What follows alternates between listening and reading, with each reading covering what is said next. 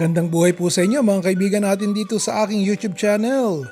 Today, ang ulam po natin ay para sa mga seafood lover. Medyo special po ang gagamitin kong isda. Ito po ay salmon fish fillet at medyo may kalakihan at may mga darating po akong bisita dito sa bahay. Pero kung pang araw-araw lang naman po ang ulam na gagawin nyo, okay na rin po na gumamit tayo ng boneless daing na bangos dahil masarap ang boneless daing na bangos.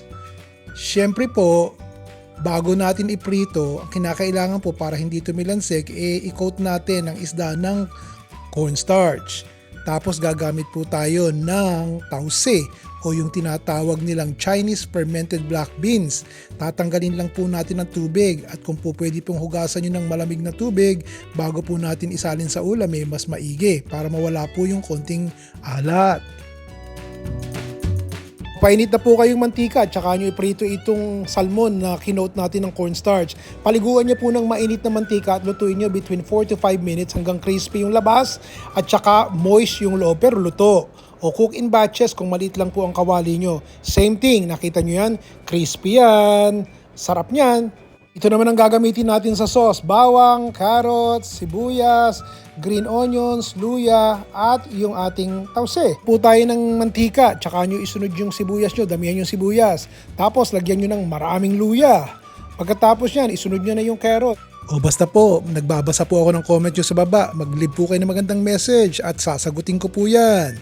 Tsaka ako po idinagdag itong maraming bawang. Inihuli ko na yung bawang at madaling masunog Tapos isinunod ko po yung tause. Manood na lang po kayo at yung link naman sa recipe nasa taas at baba nitong cooking videos. O nakita nyo to, ito yung cornstarch na pinagpagulungan natin ng salmon. Ito gagawin natin. O eto ketchup. Samahan po natin ng tubig yung ketchup. Isalin nyo dun sa tasa at tunawin nyo yung cornstarch at ketchup sa kasama ng tubig. Kung hindi pa po kayo nakakapag-subscribe sa aking channel, i-click nyo po yung salitang subscribe at nang hindi nyo ma-miss ang mga niluluto ko araw-araw. Saka natin ilagay itong ating salmon. At habang kumukulo po ng bahagya, lagyan natin ng konting asukal para sa tamis factor. Bahagya lang po ang paghahalo, huwag nyo ibuhos ang galit nyo dito at madudurog tong salmon. At saka sibuyas na mura.